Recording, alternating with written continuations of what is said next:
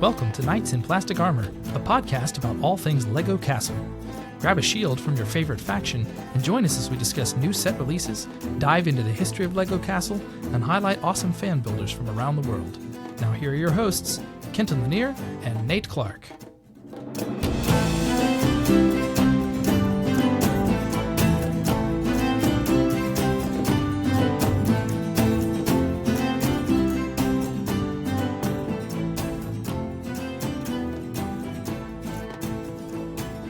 Hi, everybody, and welcome in. We are here with episode 3 of Knights in Plastic Armor, a LEGO Castle podcast. You can follow us on Instagram at Knights in Plastic Armor, also on Facebook and YouTube. Our first episode is already live on Spotify, Apple Podcasts, and YouTube, so you can check that out. By the time you hear this one, you're going to have hopefully already heard our second episode as well, our dive into the origins of LEGO Castle way back in the 70s. We talked about the Yellow Castle, so that was a good time last time. Welcome, Nate, as well. Good to see you again today. How are you doing today, Nate? Doing pretty good. Always a pleasure to be here. Yeah, excited to talk some more Castle today. Every day. Oh, yeah, for sure. There have been a lot of new sets announced recently, too. We're not going to dive into any of those today, but there were some LEGO Creator sets that are going to be coming out in a couple of months. Lots of stuff coming up. So our next episode in July, we'll be covering all of that, talking about the latest releases in LEGO Castle. So it's been really cool to see some of those. Excited to dive into more detail of that next time. Quick question as we get started today, Nate.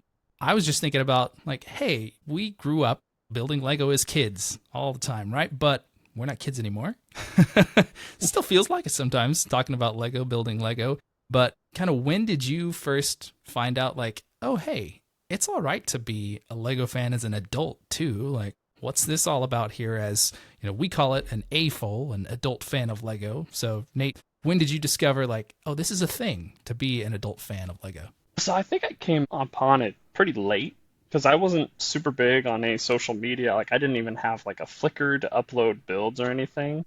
And I just remember, even throughout middle school, high school, even after I kind of fell out of LEGO, or entered my dark ages, as we call them, I remember still going to the LEGO aisle because I always wanted to see, what was the coolest thing? What's the new thing that they're working on? And admiring models. And then eventually it was just I still think this is really cool. Why aren't I getting back into this? Why aren't I enjoying it? And so I remembered I was near kind of my end of college career, if you will. And it was just well, I think that's really cool. Let's grab that. I think it was actually ended up with a Lord of the Rings set lot that I got off of some it was Letgo or some app selling at the time. Grabbed that, and it was such a cool experience to kind of walk through those old sets, old at that time, now super old, because I'd missed them originally because of the Dark Ages. And it was really cool to just get back into it. And then later on, as I got Instagram and these other things, I think the first one that comes to mind is Mr. Bookyboo. I think that's how you pronounce it. He was doing this awesome city layout and making these really cool mountains with beautiful trees. It just really inspired me of oh, well, there's a community out here. He's definitely older than me, so let's get back into it. I wasn't alone in my enjoyment, and I don't have to pretend that the set I'm buying at the supermarket's for a younger sibling or something like that. Nice. That's me. What about you? Yeah, well, I was similar, life stage. It was kind of, as I was finishing up college, college years, didn't do as much. I still had plenty of LEGO sitting around and tinkered with it occasionally, but yeah, it was around 2009, I think, that I started getting back into it.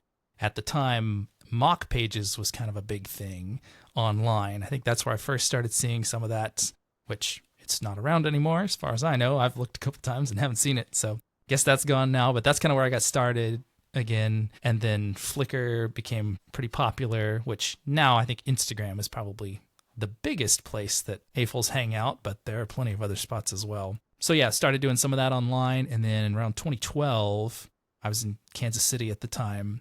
That's when the Adult LEGO Club, or the LUG, got started there. That was the first LEGO store that opened in Kansas City that year, so I helped out with the grand opening event and connected with a bunch of other adult fans there, and we got a LUG going and started doing shows and big displays, and it was a lot of fun. So yeah, since then, just kept building as much as I could. Took a little bit of time off again for grad school. Got pretty busy with that, but certainly love being a fan of Lego as an adult too. And your budget's a lot better, right?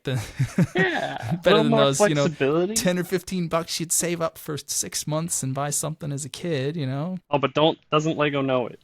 Oh, I know for sure. Yeah, all these monster sets. And, yep. Budget breakers. Yeah, for sure. Well, today we're not going to be talking about sets as much specifically, but we have a very special guest. This is our first fan builder guest that we're going to be interviewing today, and joining us is Chris Tromans. You'll probably know him as the Mini Modular Guy. That's his handle on Instagram at Mini Modular Guy. He's got a lot of models on Rebrickable as well. So welcome, Chris. Great to have you here today. It's great to be here talking to you both as well. It's excellent. Yeah, I've been following your stuff online for several years now and just love seeing all the miniature versions of things you do. And you're not only doing miniatures now too, but tell us a little bit about yourself and kind of how you got into Lego. So I got into Lego as probably you guys as well. I was heavily into Lego as a child. I can remember way back, kind of early 1980s, getting some of the big sets for Christmas, things like that. Two kind of sets that take me right back to childhood. The 6080 King's Castle for one. I remember having that as a child. And the 8860 Technic chassis. I remember really having those as a kid, and I can picture. I asked my parents recently as well, can you please try and find some Christmas photos when I'm opening those sets, because I'd love to see them again. So that was kind of my young childhood, kind of 80s. Then listening to you guys as well, I went through kind of two dark periods of not really playing with Lego, which was the kind of latter school, kind of university years. Didn't really do anything with Lego at all. And there's too much else going on really, in life. Right. I remember the first time I got back into it again was probably, I'd left university probably around a year, and there was a few friends of ours off to a music festival in the UK over here. And we were in the supermarket picking up, the food that we needed, the beer that we needed for the festival. And I spotted a very early Lego Star Wars set. I think it was the Naboo Starfighter. So it was like that kind of really first series of the Star Wars ones. And I thought, we're going to be spending some time just sitting down. I'm going to grab that. And that was the first time I really got back into Lego again. And I kind of remember that. I don't know where that set is these days. It could be here somewhere. But that's when I really got back into it again. The second time I got back into it again, so again, after that, I didn't really build much. It was when the kids came along, to be honest. And it was like, this Lego's getting cool. I want to buy some of these sets. So it's starting with Duplo. This is getting fun again. I'm building things. And then, I really need to buy the kids a train set or something like that, or one of the big hospitals or buildings like that. So it was that getting back into it again. For me, that was my kind of start of the Lego journey. So that was probably around 7-8 years ago. Okay, gotcha. Well, you're really well known online as the Mini Modular Guy. So how did you get started building these miniature designs? It's an interesting story, this one. It didn't start with the kind of modulars. It didn't start from my mini designs either. I heavily got into the Creator Icons vehicles. And I remember, again, kind of getting back into Lego. We took the children to Legoland in Windsor in the UK. And I really wanted to buy a set. I was looking around the shop and I went for the Mini, the Creator Mini. I now drive a Mini as well. So the Creator Mini is right on my desk in front of me now these days. So it kind of takes me back to that kind of first big Lego set as a proper adult again. And I saw that you could get a small Mini, the little tiny, I presume it came as a poly bag or something like that. And so I grabbed that and I thought, hey, these mini things next to the big things, they look quite cool. So I was then the VW Beetle, the VW Camper. And so I started to collect all the cars. Okay. Then I learned about the modulars. And I thought, these are some nice buildings. And I really kind of fancy getting into one of those. And I got the Boutique Hotel, which is back there somewhere lit up. And I looked for a mini version of the Boutique Hotel. I'd found, I'd probably searched for mocks and things like that, and I found Rebrickable and couldn't find anybody else kind of doing one. So I thought, heard about this studio software as well. What's this like? How easy is it to use? Yeah. So I spent about a week trying to put this kind of mini boutique hotel together. I managed to pick the most difficult one to start with because of all the angles and everything like that, and then reproducing the angles at the tiny size as well. That's a bit of a challenge. So it took me about a week, probably 7 evenings over to that, to build that kind of mini boutique hotel.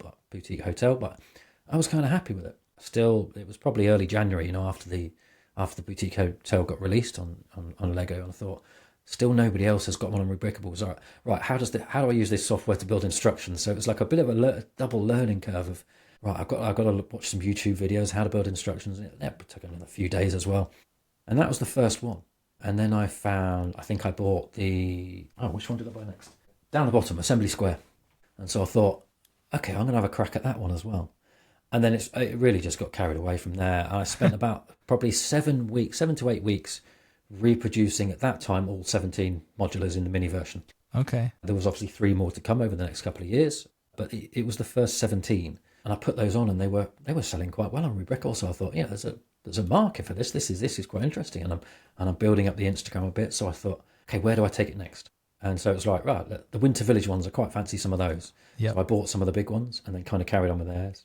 Then into the Harry Potters, and again, I just got carried away with it. Really, I was quite enjoying myself. I've always had, Lego's obviously not my full-time job. I'm essentially a software delivery manager as well. But I've always wanted to have this creative side. I've always needed something to do outside a normal job just to get that really creative side. So I was a wedding photographer for a few years, and then I've just got into the Lego now. So that's that kind of side thing that I really enjoy doing. I love it. I'm curious, did you ever build the Mini Modulars official set from Lego? No, and I really should get this one, because I kind of learned early on that, okay, Lego have done one already, and it was, as I was kind of building some of those miniatures, I thought, do I do my own versions of those ones? Or do I just, go for the other, it would have been 12 at the time. But I decided to I could tell my styles were slightly different. Yeah. The ones that obviously Lego done, it felt a bit more kind of chunky in the design. And mine were like, there was a lot of kind of detail in them, a little bit more detail in them. So I decided to kind of do my own ones of those. But yeah, I'd really love to own that set. Yeah, I have that one. And I think I had built that one before I saw any of your stuff. And I was like, oh, this is great. And it's just going to keep going. But you had done your own designs of those too. But yeah, I was just curious if you had built that. So let's talk specifically about some of the castles, because you've now done several of the castles. What would you say is like one of the most fun ones you've gotten to redesign in miniature form? I think it has to be the Lion Knights one. That was great. The biggest challenge I've kind of set myself. That was the first big mini set, I would say. And it was a challenge to get the angles right. It was the first set I'd gone for, apart from the Boutique Hotel, that was a couple of angles, but this was like, there's some serious angles going on in here. Interestingly, I am building that set at the moment. I haven't owned the Lion Knights Castle big set until about a week ago. So I opened the box this morning and started building it, and you can see just how some of the angles really cleverly go together. So that was probably my favourite build so far, is that first big miniature build. It's got to be the Lion Knights Castle. Loved it. Yeah, I just built that one yesterday too. So I spent about 4 hours building that one. Probably should have started on it before yesterday, but not to mention all the time just collecting parts. I think I had about, I don't know, 2/3, 3/4 of the pieces in my own collection, but had to find them all and then supplement a little bit with Bricklink there at the end to get the rest of it. But yeah, I love it. Love the angles. Love how you made it open up just like the larger version of the set, and all kinds of tiny little details you fit in there. Yeah, I think that was, I didn't know when I was starting to design them, am I going to try and open this up, as you said, exactly like the big one. I thought, I'll set myself a challenge. I like a challenge. I've got to go for it. And I think when I take that one to brick shows, I often have it closed on the table, and they say, oh, that looks really like the big one. And then you open it out, and there's that look of awe on their face. They're really surprised that you can do that at that scale and kind of repeat things like that. So what are some other castles you've done? I've done a lot of the kind of smaller ones. So the Yellow Castle, that was a classic to kind of start with as well. The King's Castle. And I've kind of gone from a lot of those early ones. So, and I'm about to release another set as well. I'm just putting instructions together for those. So there's another 5 coming out there. So a lot of those early ones I started to create, and kind of going into the kind of fantasy era a bit. It's trying to spend the time kind of putting more of those together alongside all the other themes. I kind of, as soon as new sets come out, kind of think, right, I want to do mini versions of those. And so there's always a queue of kind of things to get through. And there's a castle queue as well. If I put a post out there and say, which ones do you want me to do? There's a list of about 10 that I haven't done yet that people kind of reel off, right, okay, I'll add them to the list. And at some point I would get through them and kind of release instructions to those. But I've really enjoyed that kind of, again, kind of creating all those details of those ones. Like, what are some of the big challenges you face when recreating a set in such a smaller scale? A lot of it is, again, angled pieces. So Mini Rivendell, that was another one. It was, again, there's kind of that really big single angle in the middle there. I didn't, Rivendell's obviously up above my head there. I didn't own Rivendell at the time. I got that afterwards. So one of the challenges working from images a lot, actually, as well. Oh, yeah. Very early on, so if there's kind of leaked images that I see and I won't think I really want to go for that one, you've got to learn for like slightly blurred images and things like that. You're trying to recreate sets. And then when the real images come out, you go, right, there's another angle there's another angle there, and you have to kind of repeat it. I had that with the final kind of modular that's just come out as well. That I didn't know until the final pictures came out that it was slightly different design from what I could see to start with. So it's angles, it's colours as well. So when you've got some of the kind of lots of the leaf pieces and branch pieces that, you know, in the big size, there's lots of different colours of them. But when you have to recreate this in small size, there's a kind of more limited palette. And that's quite a challenge to try and, you're going to have to choose slightly different colours, but you've got to try and get those feels of the colour combinations coming through. Botanical Gardens was a classic for that as well. So I couldn't quite get the colours that had come in the big leaves. So I had to go for a slightly different palette, but you can still kind of get those feel of the right colours in the smaller parts. Very true. Like, it's a really interesting constraint to have to work around. I think of like the Bricklink Designer program, which we know that you've got a post about. That same thing, like really set palette that you can't just pull anything from. So really neat. That was a challenge when I first started using Studio as well. Actually, I didn't realise when you first started using Studio that you could limit the palette to, and I was just playing with parts. And then when you start to try and get the parts off Bricklink, well, that doesn't exist in that colour. And I think possibly a lot of people make that mistake when you're using Studio to, hey, you've got to limit the palette or you're not going to be able to get the parts. So that was a challenge early days as well. So yeah. Do you have like a standard scale you typically build in compared to a full size, or does it vary by the set? There's two scales I use. So when I went with the mini modulars to start with, I knew that the original set of 5 was quarter scale. So I felt I had to stay with that scale with those. It wasn't until I shifted into the Winter Village that I thought I want a bit more detail in the interior. So if you rotate a lot of my Winter Village ones around, you'll see kind of I've recreated details in the interiors as well. So those are all third scale. Okay. So outside modulars and things like, you know, the Boutique Garden, which is on the 32 by 32 base plates, I tend to go third scale. So all the Lord of the Rings ones and the castles tend to be third scale instead, just so you can get a little bit more detail all over the design. Yeah, I'd love to build some of those Lord of the Rings ones sometime. I'm a huge Lord of the Rings fan, as well as Castle. So intend to build some of those at some point. Sounds Get good. around to it. Looking through your Rebrickable, like you're not just you got tons of cast. Yes, you do have lots of modulars, but you also have Star Wars the diorama sets too. Yeah, that was in it because I wasn't going to go into Star Wars to start with because there's so many mini Star Wars and Rebrickable and the ships and things like that. I don't tend to do vehicles. If you know, some of the Winter Village ones where they got vehicles, I don't tend to recreate the vehicles. So I wasn't going to go into the Star Wars ones. There's some really, really other good designers that do the miniature Star Wars ones, and I kind of didn't want to tread on their toes, but nobody had done those dioramas. My son and I had got all the dioramas, all 6 of them, so I thought, let's give it a go because they look quite interesting. It's that challenge of recreating something like that at small detail as well. Dagobah was the first one. The Dagobah Swamp was the first one. I thought, how am I going to get that tiny wing, you know, a third scale, at an angle in the swamp? So it's like I got to start with that. And then the speeder bikes as well through the forest. Again, I just loved the challenge. That was kind of nice going off into that. I haven't done many Star Wars ones because I just wanted to focus on those to start with. Absolutely. It's really cool how, like, this is kind of your medium for your art form, and you're able to adapt it to not just castles, not just modulars, but also, you know, any IP. So, very cool. Thank you. How long does it typically take you to come up with some of these designs and then, you know, make it in studio, create the instructions, all that?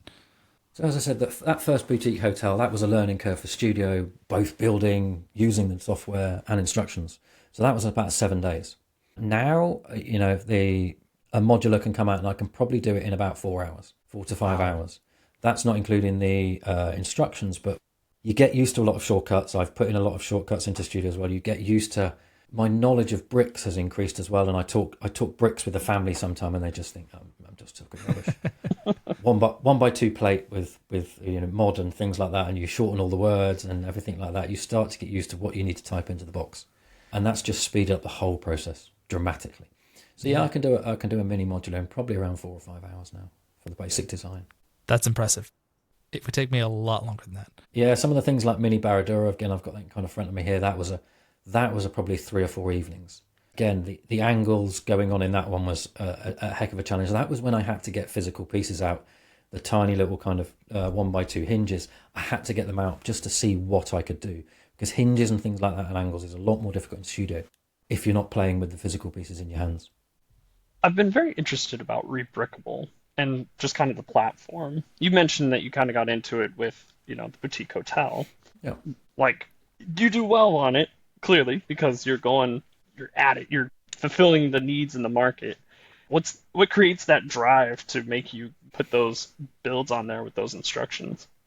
I think it was a lot about the feedback you get. And I talked about that creative side of me. If I think back to when I was a wedding photographer as well, you take the photos, you come away from a wedding with about 6,000 photos.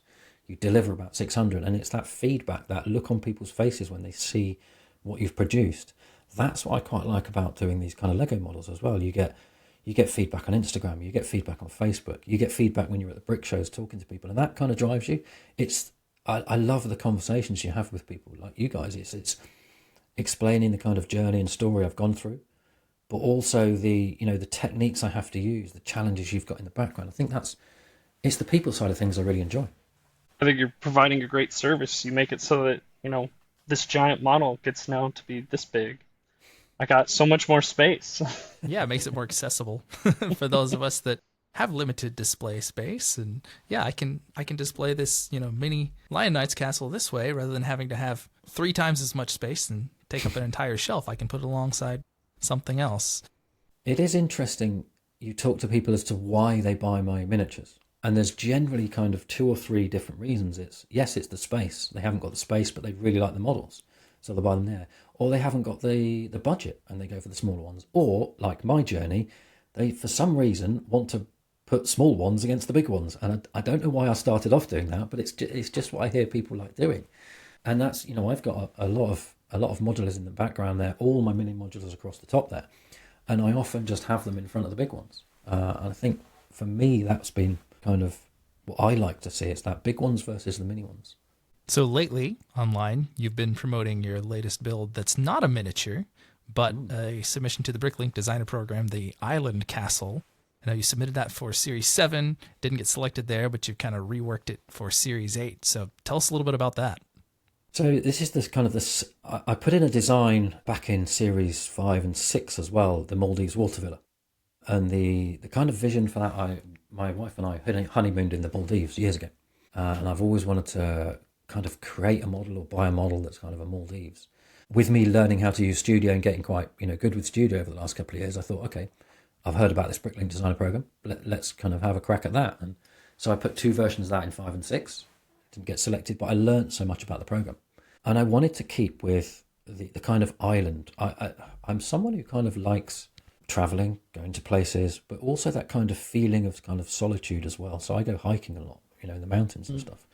And so that feeling of solitude where you're on an island, things like that. So I wanted to keep with the island theme, and I kind of wanted to create a castle as well. So I just put the 2 together.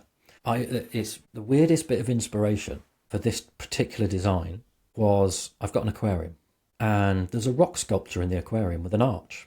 And so I thought, and I suddenly was sat there one day thinking, a castle on top of that might look quite good. And so I started to put those kind of different streams together that was kind of coming together. Right, I've got this island. So the base plate was kind of very similar. The base plate approach was very similar. And I started to think, right, how can I, for example, open that up? How can I create the playability aspects of that castle?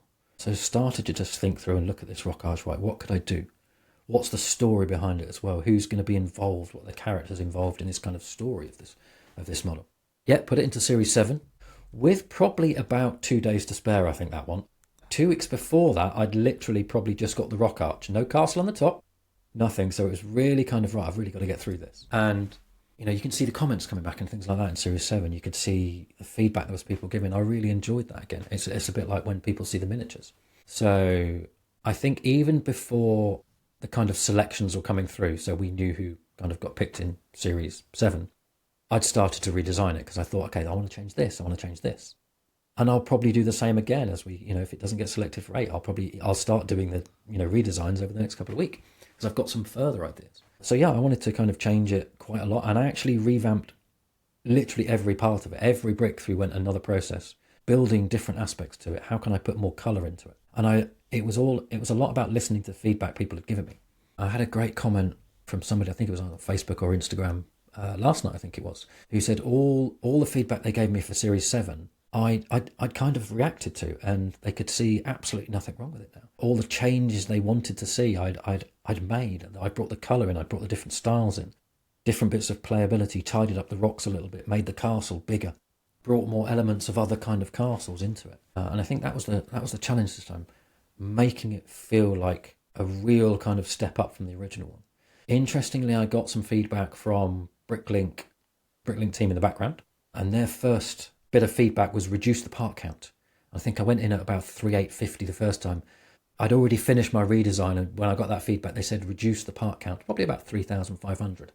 Unfortunately, I'd already upped it to 3,950 odd, so I'd kind of gone the other direction, but I thought just go for it, just put it in. And again, it's getting some good feedback. I'm really enjoying the kind of comments that are out there and the kind of feedback. It's been really interesting for me, I've built this one as well. I built my Modular's Water Villa. I didn't build this one for Series 7 because I was just so tight on time. But I took the chance to build this one, and I didn't realise how big it was until I'd finished the build. And you're holding it and you think, well, this is massive. Now, I put some pictures out yesterday of me literally holding the model, and it is an absolute beast. Yeah, I saw those. It's quite large. It is, yes. I've got it right here if you want me to pick it up and show it to you. Sure, yeah. This is the moment where I try not to drop it every time I pick this up. Because I'd absolutely dread doing that. But it is a pretty big castle. Wow, yeah, that is impressive. Let me tell you, it's much better to be finishing your model and be like, wow, it's so much bigger than, it's so much smaller. So that's awesome. I mean, the thing towers over you as you're holding it there. So that's incredible. I think that's the part I really got out of this when I actually built it. And when you're building digitally, and it's the same with the miniatures as well, you don't 100% know that it's going to be structurally sound. You don't 100% know that it's going to be easy to build. I know some of my, and I put kind of notes on some of my models on Rebrickable. When I'm building at this scale, it will be fiddly to build. So bear that in mind. And yes, some of them are kind of fiddly to build, but you don't really know how well the structure is going to be when you're building in studio. So that's interesting about building, these kind of big designs I do. Is it going to work? Am I going to have to redesign bits? And I did find when I was doing this one, I had to change some of the bits that didn't feel quite right. Most of it was perfect, but there's just bits where it's, that's not going to work, or people aren't going to enjoy that kind of building technique. So you kind of have to rework it a little bit. Yeah, well, I love that model overall. I love the stone arch that you've got going in there, and then castle up on the hill, on the mountain. It's a really great design. I've already voted for it. Thank you very much. Yours too, Nate. You've got one up there on Series 8. So, by the time this episode comes out, the voting window will be closed. It's open now. May 5 through 16 is the voting window, and then the 5 selections will be announced in the middle of June. So we'll see if one of your guys' builds get selected. But we will. There's Good luck, Nick. There's been some great stuff and in to the you. program Thank you. there. Yeah, Absolutely. it's really interesting to see the real diversity of designs coming through in all the series that I've been in, and the real kind of differences. And what I found is you can look back at the list and you see kind of new designs each time.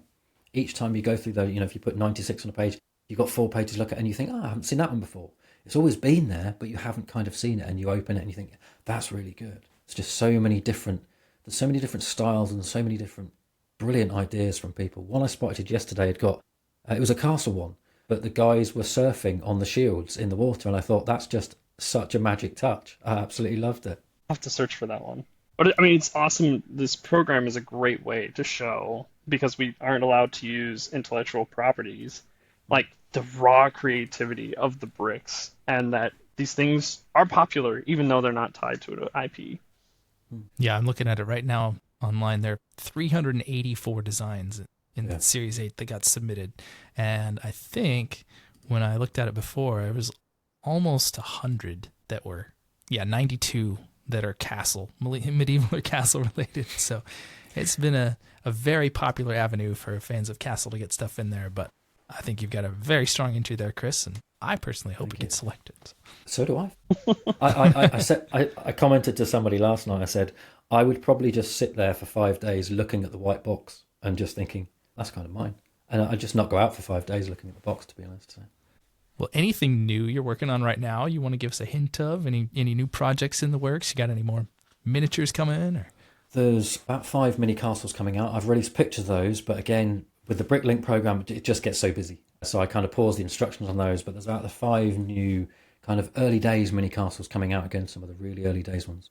I've got some of the newer Harry Potters kind of in the pipeline as well. It's been a while since I've done any Harry Potters, so again, I feel a bit behind on some of those, but it's the thing with the Harry Potters, they kind of release about 5 or 6 at a time, so you've just got a sudden barrage of I've got to do some of these. I've just finished off the Shire. Again, that was a really interesting one. It was the angled bit again, but it was the opposite angle of Rivendell, and it was really challenging. I mean, it took me about 3 nights, again playing with just pieces on the table, just to try and work out how am I going to do that single angled bit underneath behind the scenes. It was a real challenge, but I really enjoyed that one. It kind of brought together, I think I've done 6 Lord of the Rings designs now, kind of brought that one together really nicely. They look great. Yeah, excited to see more of those coming out. I just jotted down, I was like, ooh, what are a couple of castle kind of sets that I'd love to see in small versions? I was thinking back to some from 15 years ago or so, the Medieval Market Village, there's the Kingdom's Joust. I know Nate and I talked about that one recently. Or even, I think it'd be super cool if you did a miniature version of the 3-in-1 Creator Dragon that came out this year. I just recently built that, and that at a 3rd or a 4th scale would be really neat and go nicely with some of these mini castles too. So who knows? Yeah, some ideas for you. So that sounds good. Certainly when I was looking through the kind of list of castles on Brickset and I was going through, pages and pages of what set's going to do, some of those kind of smaller sets really caught my eye. Some of them I probably had as a kid. I spent some time earlier today thinking, which sets did I have as a child from the castle series? And I was kind of, King's Castle I definitely had, I can remember it. Things like the horse cart, the catapult. I think I had the original Forestman's Hideout. I've got the GWP version as well in front of me here. Probably the Knight's Castle, I think. Was that 6073? I don't have any of those these days. That was kind of the end of my dark, or the start of my dark period when I went to university. My parents gave away all my Lego without asking. Oh, no. It's one of those horror stories, folks. It's hard to talk about, but no, it's fine. And it's interesting. I was on Facebook Marketplace a couple of years ago, and I saw one of those, somebody selling those massive tubs of Lego for it's really cheap, £40, not much at all. And in there was the 6080 Castle again. So I picked out the bits, got a few bits from Bricklinks, but I made a huge mistake in that I'd got all the parts, I'd got it together, and I sold it. Which was, now I so wish I hadn't done that. And I'd kept it. Now that I'm kind of building the big Linenuts castle and design my own castle, I so wish I had the 6080 castle. So I think I'm going to have to pick it up again. So yeah, maybe you'll run across it again sometime without having hopefully shell out the big bucks on Bricklink or something. Indeed. Well, it was great talking to you today. I loved hearing about all your designs and stuff. I've followed you for several years, but it's really fun to just hear about your inspiration and some of your different designs. And we'll share some of your builds on our social media, and thank you. Look forward to looking to see what you have coming up next. There's going to be hopefully some pictures once, again, Bricklink designer period is out the way and I can get back to the miniatures again, because that's what I really enjoy. That's where all this journey's came from. Over the last 3 years, it's been the miniatures. I can get back into doing some of those again and sharing more of those, and I'm really looking forward to it. Well, I think that's going to wrap it up for today's episode. Thanks again to Chris Tromans for joining us. You can follow him at Mini Modular Guy on Instagram. He's got all kinds of stuff on there. You can just search his name too, Chris Tromans, without a space on Rebrickable. He's got over 100 models on there too. You can follow our show at Knights in Plastic Armor. We're on Instagram, Facebook, and YouTube. Join us again next month. Our July episode will be covering LEGO news and new set releases again. There have already been a handful of things announced, and I'm sure there'll be more soon. So Nate and I will be talking through all of those once we hear a little bit more about what's coming out there. So we'll join you again in July. Talk to you all later. Thanks for listening to Knights in Plastic Armor. If you like what you've heard, please subscribe wherever you get your podcasts. You can also follow us on Instagram, Facebook, and YouTube at Knights in Plastic Armor.